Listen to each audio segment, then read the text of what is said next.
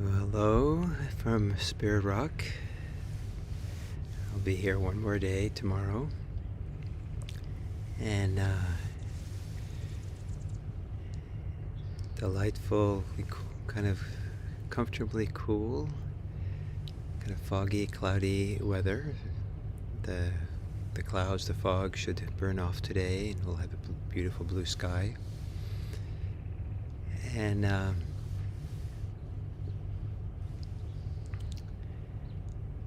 I'm here for a meditation retreat.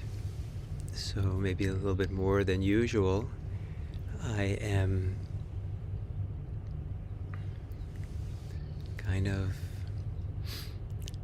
I don't know, maybe I could say in love with what it's like to be alive when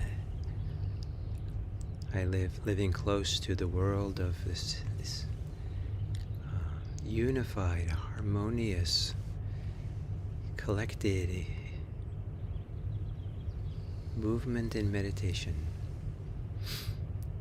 And I've been reminded here because of one of the co-teachers, Kyra Jewel Lingo, was a nun in the Thich Nhat Hanh tradition for 15 years, and before that lived in spiritual communities, about growing up in Italy and having just enough contact with Catholic monasteries there, and to feel the same kind of unification, coziness, warmth, kind of centered in my body in those monasteries as she has felt and as I feel here. So when we come to this third jhana, one characteristic that's important to keep in mind is that there's no discursive thinking. And many of us understand our life, make sense of our life through the thinking mind, through having a conversation, explaining things to ourselves, understanding connections between things.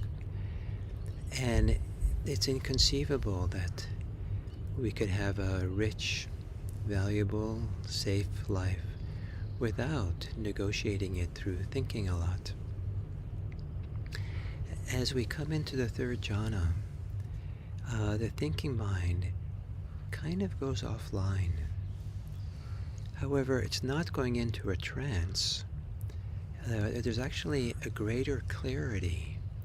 It's kind of like without the thinking mind, the discursive thinking mind, the conversational mind, the commentarial mind, with that going quiet and becoming peaceful,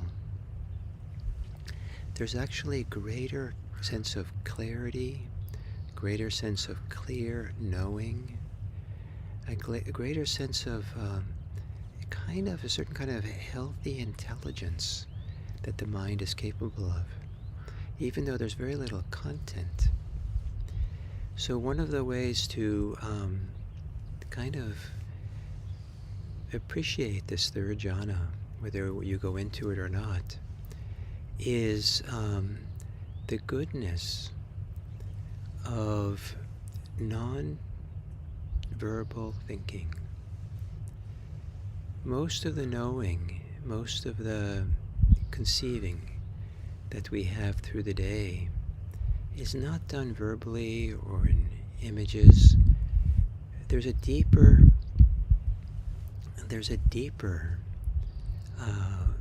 kind of capacity that humans and probably animals have to know that does not require a lot of thinking.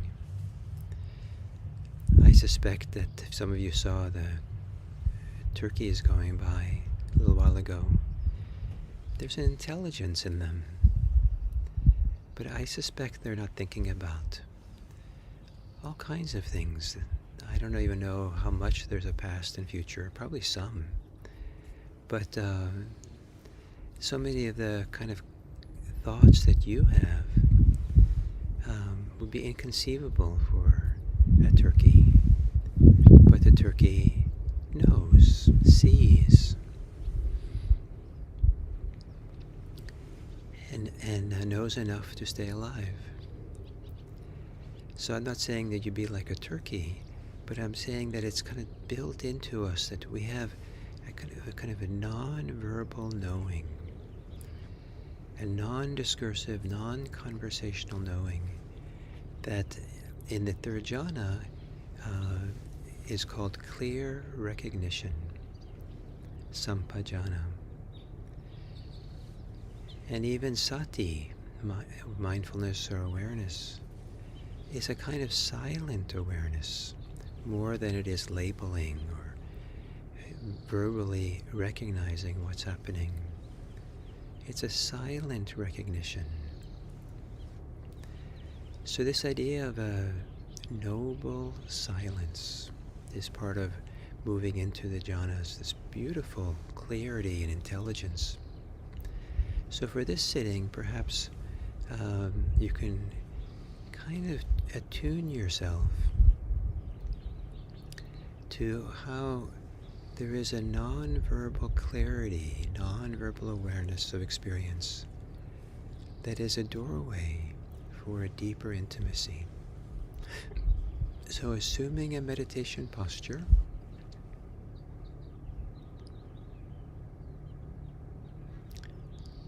kind of maybe rocking back and forth a little bit, swaying back and forth, kind of feeling into your posture, to feel how to align it, center it, have the chest a little bit more open.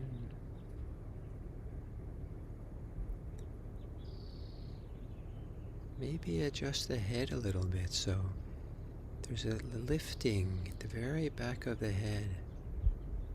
It's tipping the head forward slightly and creating a little bit more stretching, little bit at the back of the neck. And a good part of the feeling into your posture and adjusting it is probably happening with a non-verbal knowing,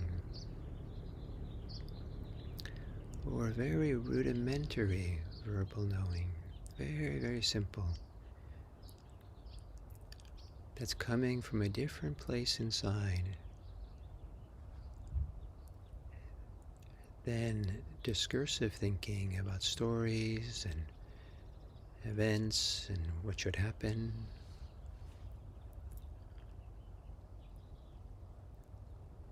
And then in your posture, let there be a few deeper inhales and, in a relaxed way, extended exhales.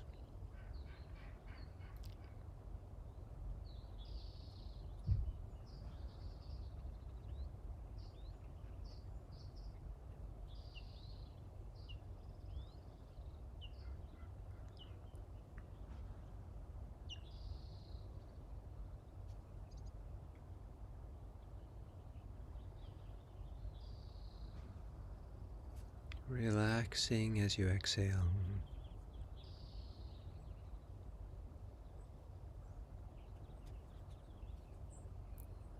Allowing for relaxation as you exhale. And so there's a knowing, a non-verbal knowing, maybe a kind of feeling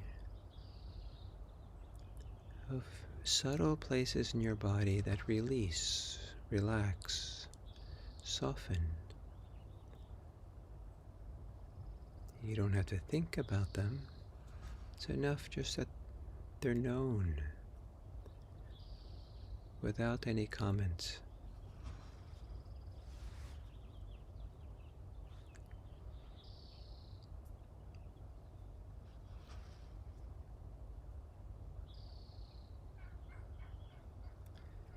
Allowing your breathing to return to normal. And on the exhale, continue to allow the body to relax. No commentary needed. And see if there can be a silent awareness of your body, of the tensions in your body, of the softening in your body.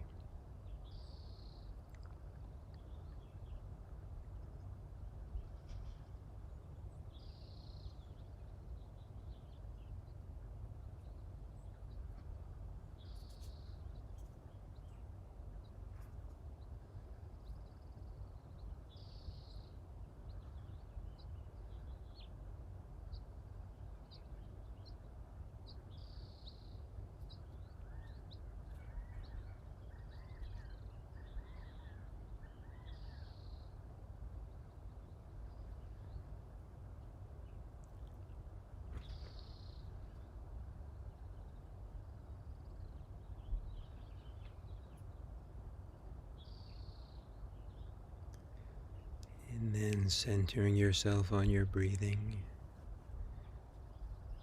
Maybe if it's possible, center yourself on the grounding place, the settling place, deep at the beginning of the inhale and at the end of the exhale.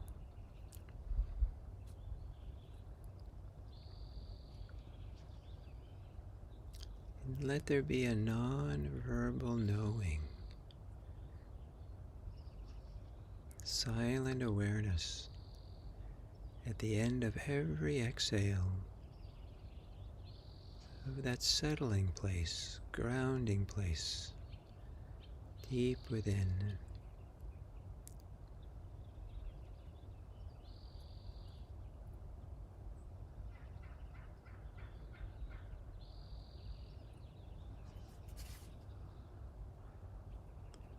And as the inhale begins, allowing the inhale to arise, spread through your body, where the sense of allowing is silent, no words, images needed.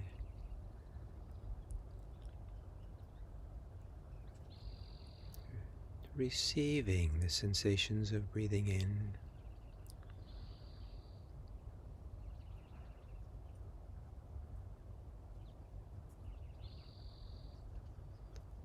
allowing the exhale,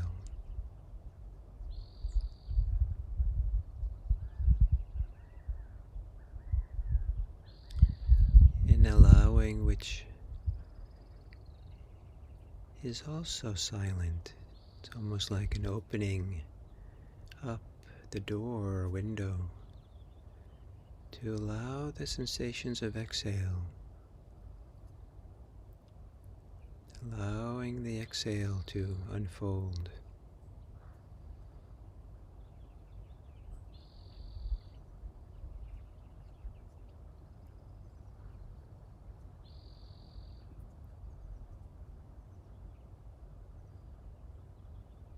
And maybe without discursive thinking, there's no right and wrong with however way you're breathing.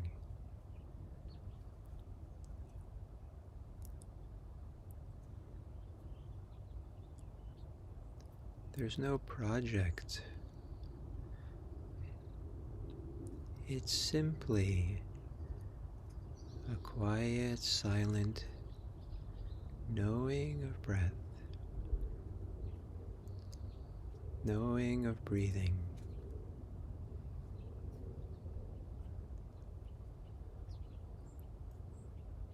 From some deep place inside that is content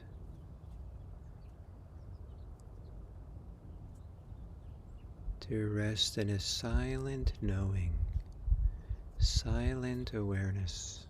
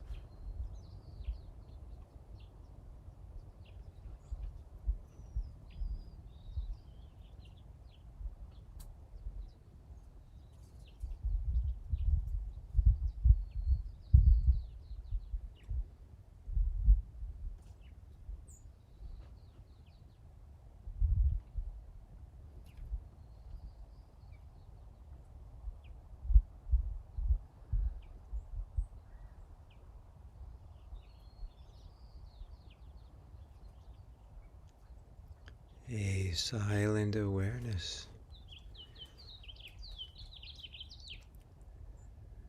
that is a bit like being surrounded by refreshing water, pool of water, floating.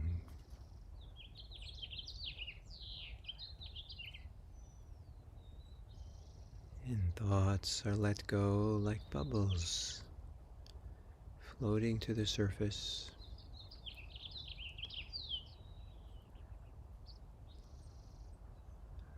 Resting in the body, in the body's silent awareness.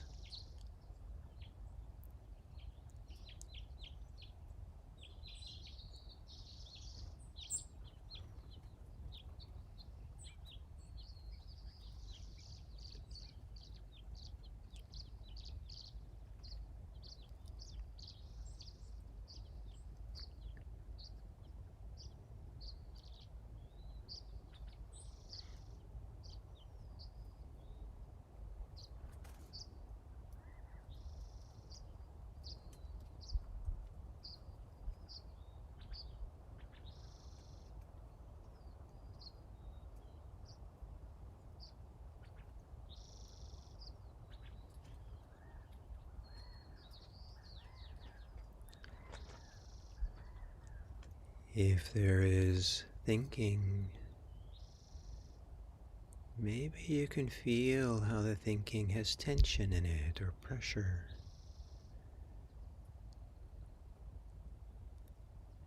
Maybe you can understand that here and now, the thinking is not needed. There's a better alternative. To trust the meditation, to trust the silent awareness.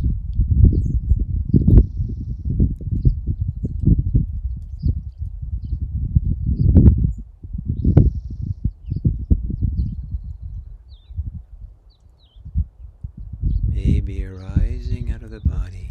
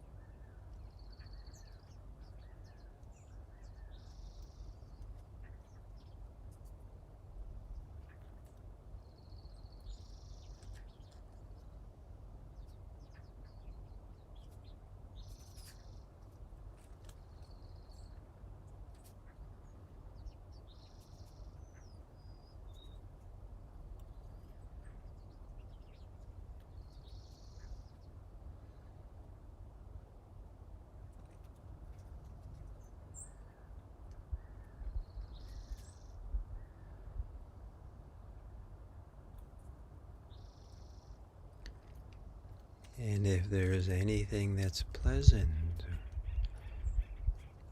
delightful,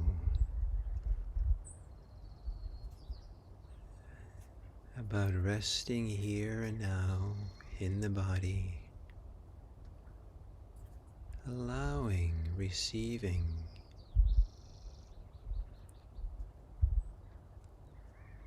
whatever is happening into this non-verbal knowing.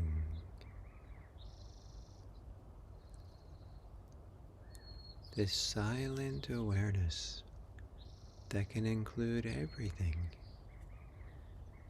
No thinking needed.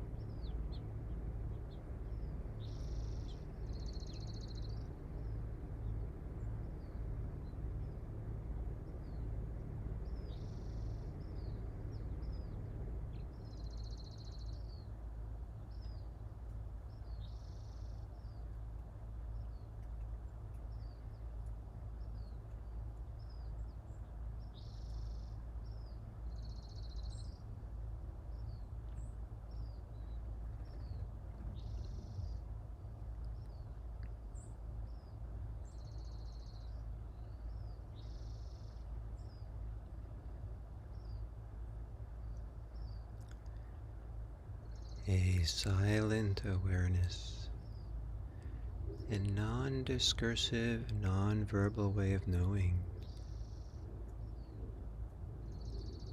is a way to leave ourselves alone, to not be a project, to not be something to judge. It's phenomenally generous and kind to hold ourselves in awareness without anything extra, as if we're our best friend who's silently accompanying us. not commenting or judging or trying to fix us. Just we know we're not alone. So, to sit with this silent awareness of ourselves,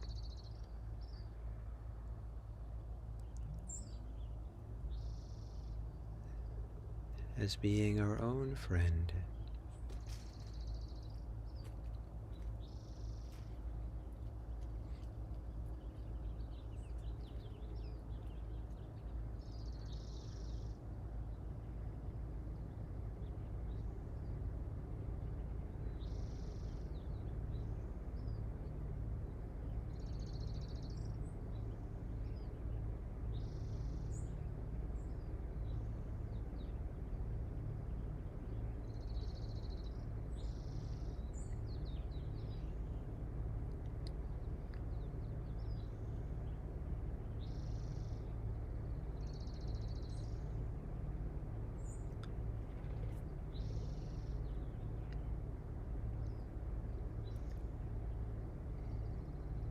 And then learning how to be a friend for all people. The value of accompanying the world without discursive thinking, without making anything into a project, without judging. A silent awareness that has an intimacy, a friendliness, a care that allows so much to be communicated, more than words could ever do.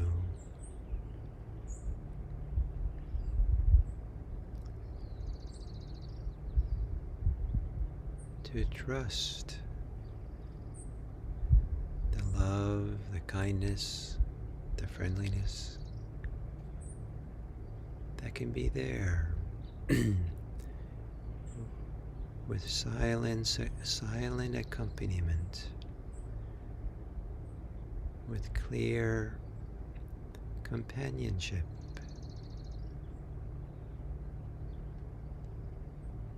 And as we end this sitting, to let the silent awareness spread our goodwill out into the world. May all beings be happy. May all beings be safe. May all beings be peaceful. May all beings be free. And may others feel, recognize that we're showing up with a simple friendliness, care and kindness for them and for all beings, whether we agree with them or not. May all beings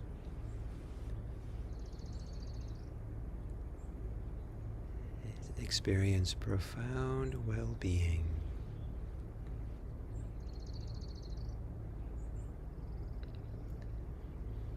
So thank you very much, and again, there's no bell. I will bow in appreciation. Thanks. Thank you.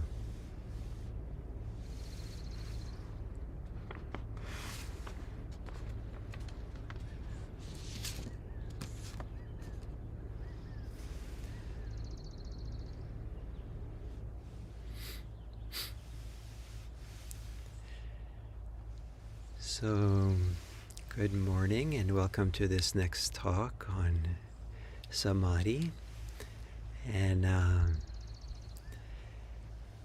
this week we're exploring the third jhana.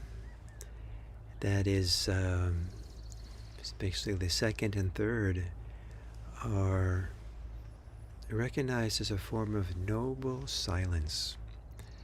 And silence, of course, in our society there could be a dictionary of silence. All the different meanings, what's conveyed in silence, many of it which is not kind, and sometimes is off-putting. But this is called a particular kind of silence called noble silence. A silent treasure, a treasure silence. And where it feels cozy, it feels wonderful, it feels like nothing's needed. And there's a remarkable thing that happens when discursive thinking stops, conversational thinking stops, rumination stops. Not just a few times, often for many people, rumination, obsessing about things with the mind, storytelling, telling ourselves stories, repeating the same idea over and over again, commenting, judging, having thoughts which are mean, or thoughts which are scary, or thoughts which are filled with desires. All these limit us. All these narrow the window, narrow the wholeness. They divide us. They keep us not really deeply in touch in a holistic way with ourselves from the inside out. There's, in fact, even though thinking can be quite pleasant at times, or quite compelling, seemingly very important, it involves a tremendous sacrifice, tremendous loss. And oddly enough, sometimes the people who are most worried about the Buddhist teachings of renunciation, letting go, which these jhanas have a lot to do, but letting go in the meditation. The people who are most worried about it, most troubled by it, are the ones who are most involved in their thinking mind, discursive mind. And there's good reason for that, because that's the mind that tells us stories about all the things we need and should have or don't have, and all the ways that, we've been offended or hurt. And of course, thinking is valuable. Of course, some of the things we think about are true enough. But it's unfortunate if it disconnects us from the wholeness of who we are and some of the deeper capacities of knowing and intelligence that we have that are waiting for us, are there, kind of below the level of discursive thinking, below the level of conversational thinking. And so going into this third jhana, it can feel very silent in there, but it's not a silence that is being silenced, being ignored. It's not a silence of being disconnected. There's a feeling of, like, almost a feeling of to be alive is enough. Someone on this retreat that I'm teaching asked me very sincerely and a question of, what's the meaning of life? And sometimes if someone asks that question, it's not really asking for an answer, or it's maybe too philosophical or something. But there was such a sincerity that this was really important for the person. So I was careful about how I responded. So there was an example. I was using a kind of discursive thinking, conversation, to think about that, but it arose from that silent place inside.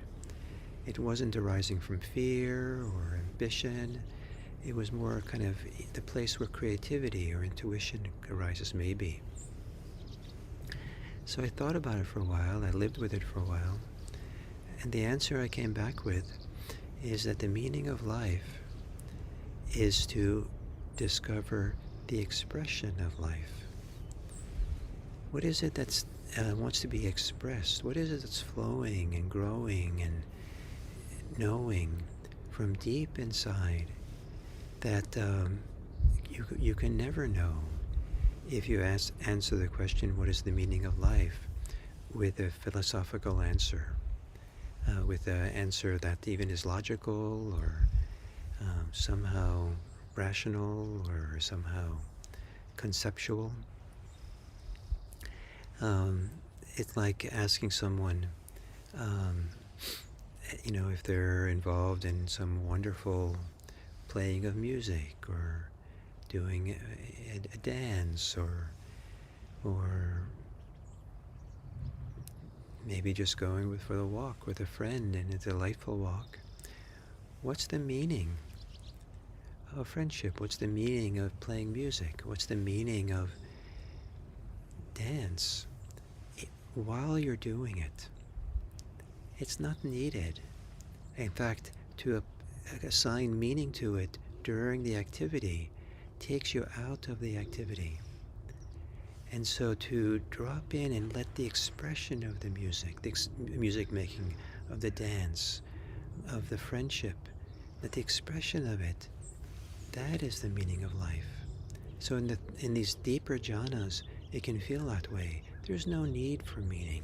We're so fully alive, so fully here, so fully quieted the discursive, ruminating mind that tells us otherwise. It's part of the delight for it.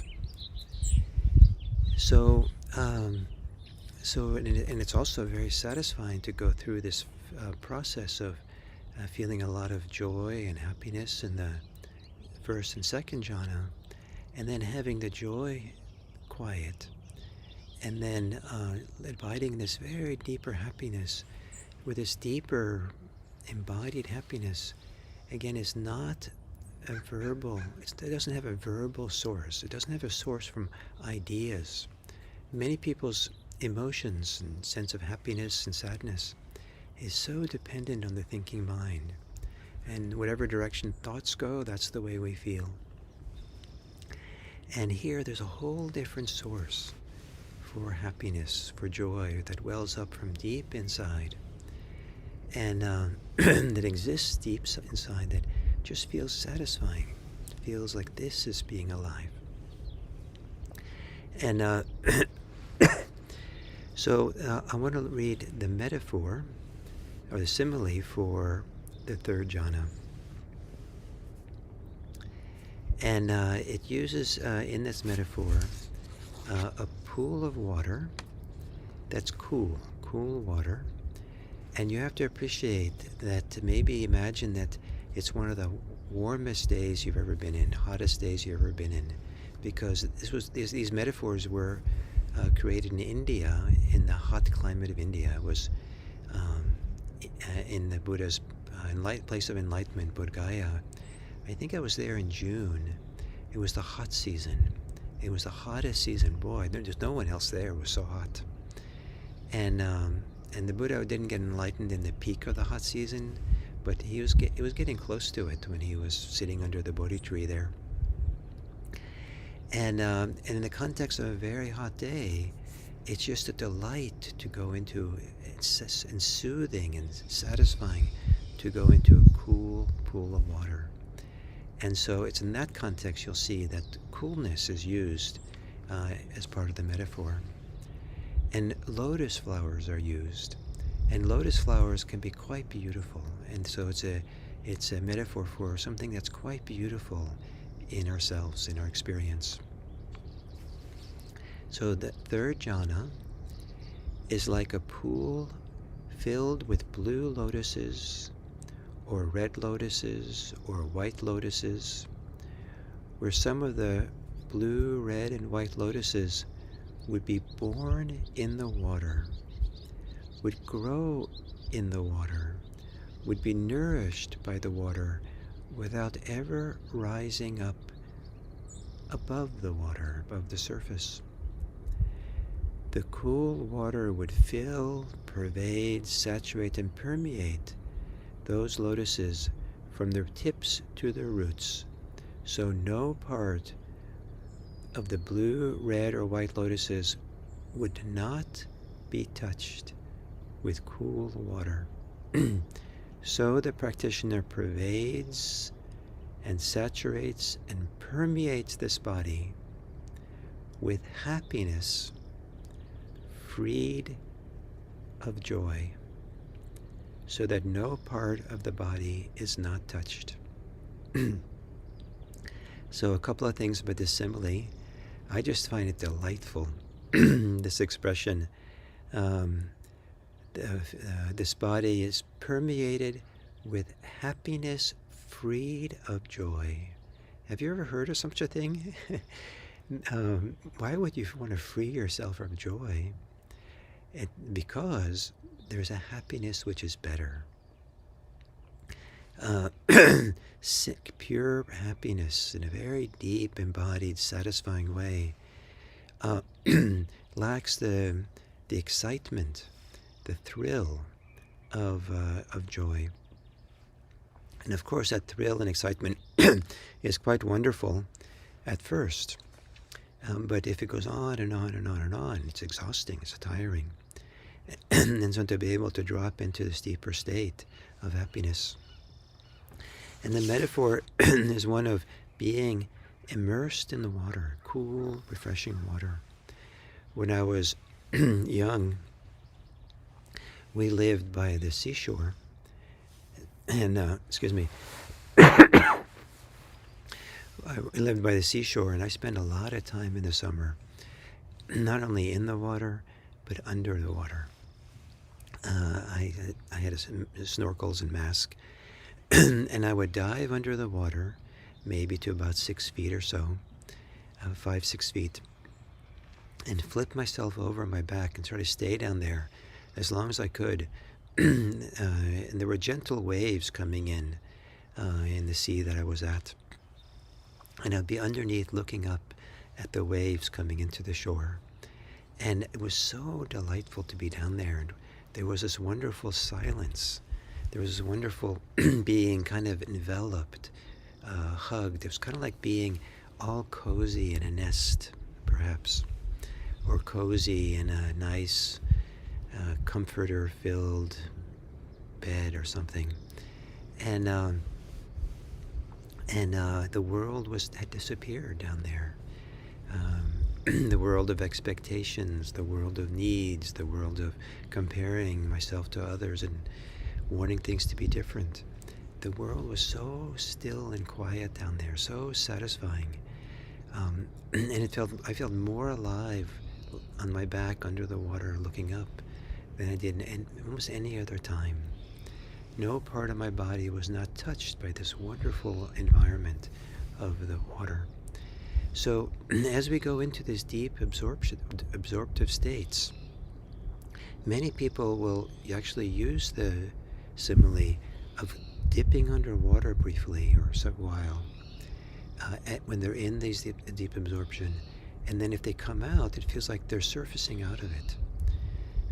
And there was a time in my practice where I would go into these deep states, and that felt like I needed to just kind of make sure everything was okay, that I wasn't straining or things were, that I knew the time, I knew my environment, and I would surface out of the water and check out what was going on, make sure everything was good, and then I would dip down back in. And then in this state, everything we experience, all the sensations, whatever it goes on, feelings, any feeling goes on, is seen as beautiful, is seen as kind of wonderful, like lotuses. Each thing is distinct. Each thing is its own thing floating in this water. So you might feel sensations of breathing, and it's just delightful, like it's its own lotus floating in the water. You might even feel some happiness, sensations of happiness, different parts of the body, anything. And there's a silent knowing, a silent awareness, non-verbal knowing of all this. It's tremendous clarity. And you're not thinking about it, but you know it. You come out of it, you might think about it some, but not in this state. So I hope that this metaphor and these words give you a feel, a sense, maybe through your imagination of what it's like. And And if the idea of being in a pool of water is not welcoming for you, maybe there's some other way, another metaphor that you have that can be comparable. One of the first times I experienced this kind of thing was going into a 1,000-year-old chapel in France, and just it was on top of a little hill, and being in that chapel, I was enveloped by a kind of goodness, a kind of peace that was new to me. So, the second jhana. Thank you. I hope that